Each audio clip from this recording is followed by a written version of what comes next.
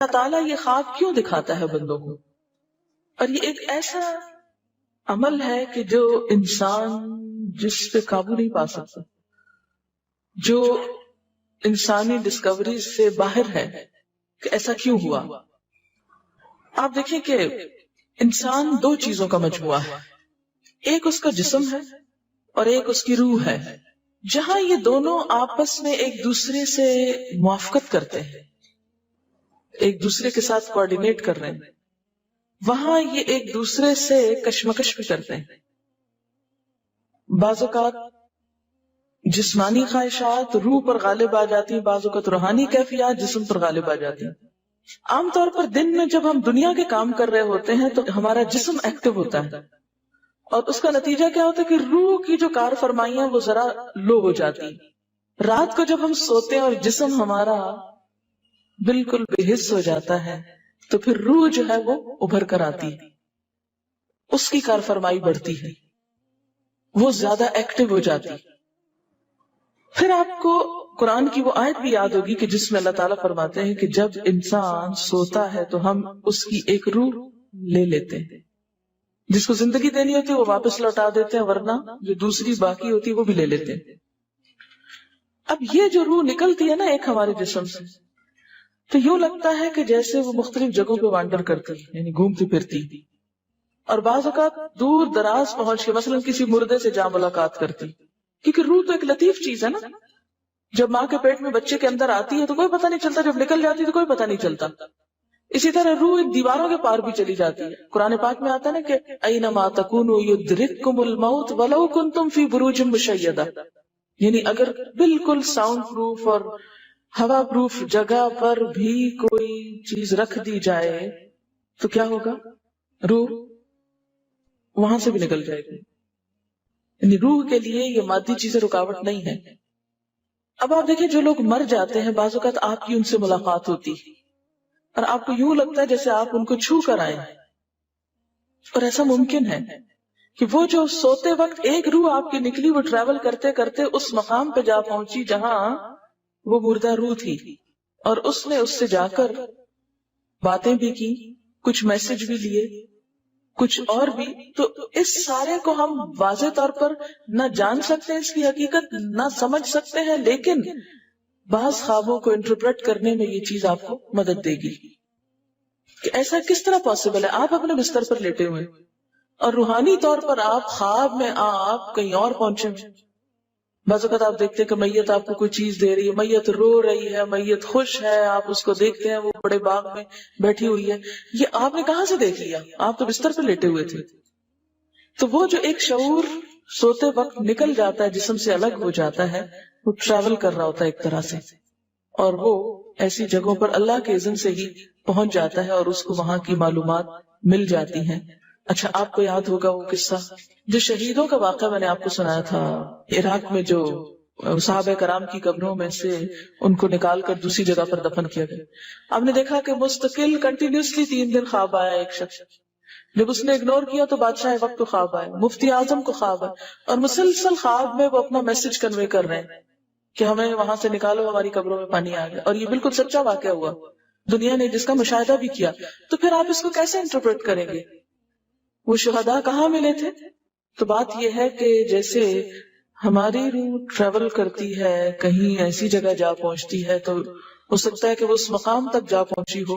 یہ شہیدوں کی روح تو آزاد ہوتی ہے، ان کو اجازت مل گئی ہو کہ وہ ان لوگوں کی روح سے جا ملے، کیونکہ سجین قید خانے میں تو ہوتی ہے نا وہ روح جس کو مجرم روح جو ہوتی، لیکن جو مومن کی روح یا خاص طور پہ شہداء کی روح ہے تو جنت میں کیا کر رہی ہوتی؟ گھوم پھر رہی ہوتی، کھا پی رہی ہوتی۔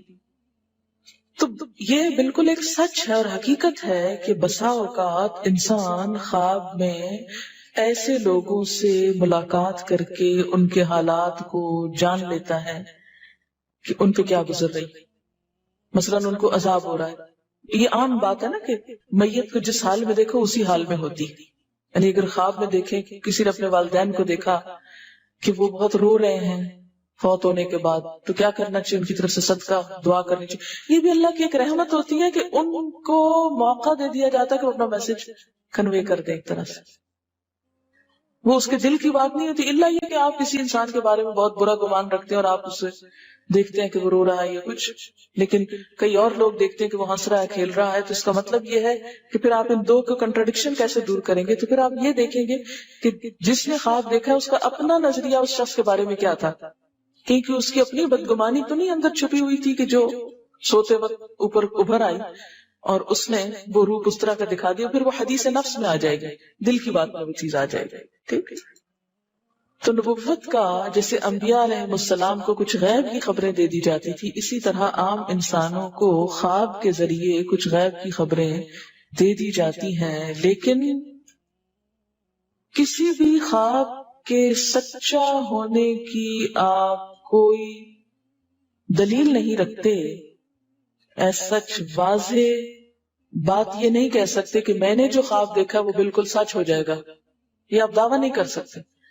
نبوت کا تو دعویٰ کیا جا سکتا ہے، لیکن آپ اپنے خواب کا دعویٰ نہیں کر سکتے کہ میں نے جو دیکھا ہے وہ بالکل سچ دیکھا. ہو سکتا ہے آپ کو شیطان نے ڈرایا، ہو سکتا ہے کہ آپ کے اپنے دل کی سوچیں اور خیالات اس میں آ رہے ہیں، اور خصوصاً اس وقت جب دو متضاد آپ کو خبریں ملے. مثلاً ایک شخص آپ کے پاس آتا ہے، وہ کہتا ہے کہ میں نے آپ کے بارے میں بہت اچھا خواب دیکھا. دوسرا آتا ہے کہتا ہے کہ میں نے آپ کو اچھے حال میں نہیں دیکھا. اب یہ فرق کس چیز کا ہو گیا؟ اس کے اپنے گمان کا فرق ہے. ایک آپ کے بارے میں گمان اچھا رکھتا ہے، وہ آپ کو اچھا دیکھنا چاہتا ہے لہٰذا وہ آپ کو اچھا دیکھ رہا ہے، اور دوسرا آپ سے حسد رکھتا ہے اور وہ آپ کو ہر قیمت پہ ختم ہوتے دیکھنا چاہتا ہے. وہ ویسے تو مار نہیں سکتا آپ کو، لہذا خواب میں مار لیتا ہے اور خواب میں آپ کا حال برا دیکھ لیتا ہے. تو وہ خواب دراصل کیا ہوتا ہے؟ اس کی اپنے نفس کی بات ہوتی ہے.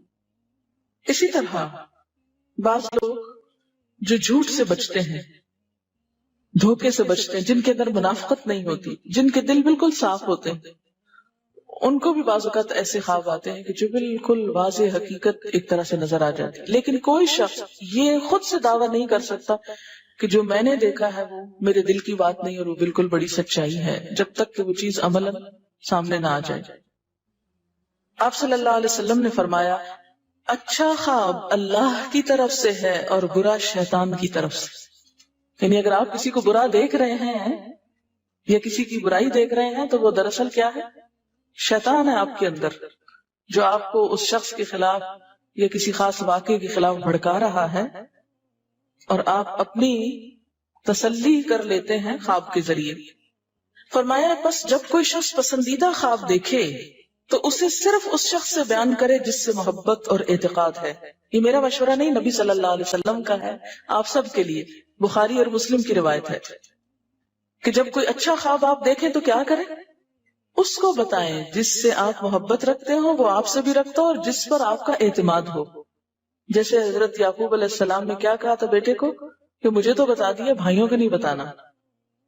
اور جب مکروہ خواب دیکھیں تو حق تعالیٰ سے اس خواب کے شر اور شیطان کے فتنے سے پناہ مانگے. جب برا خواب دیکھیں تو اس خواب کے شر اور شیطان کے فتنے سے پناہ مانگے کہ شیطان بہکانے لگا انسان کو.